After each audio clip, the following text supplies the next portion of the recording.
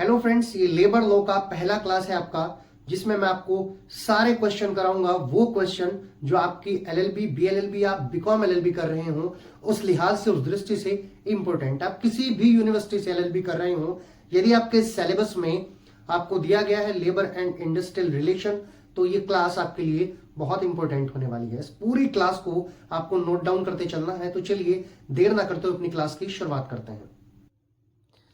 चलिए, सबसे पहले तो हम लोग सिलेबस पर एक बार नज़र मार लेते हैं। सिलेबस को एक बार चेक कर लेते हैं कि क्या क्या हमको इस क्लास में पढ़ना है, कौन कौन से एक्टों के बारे में हम पढ़ने जा रहे हैं।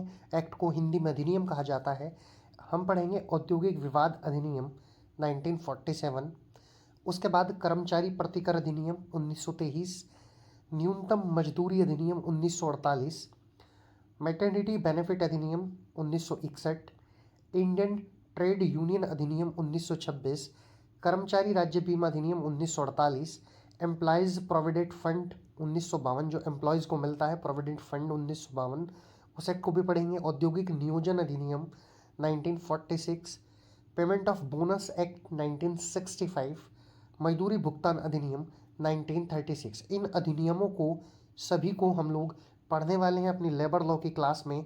इसके बारे में हम लोग जानेंगे। मैंने आपको पहले ही बताया है, क्लास के स्टार्टिंग में मैंने आपको बताया था, आप बीएलएलबी कर रहे हो, एलएलबी कर रहे हो या बीकॉम एलएलबी कर रहे हो, जहाँ जहाँ भी आपका labour law and industrial relation आता है, उसके लिए ये क्लास बहुत आपकी इम्पोर्टेंट होने वाली है।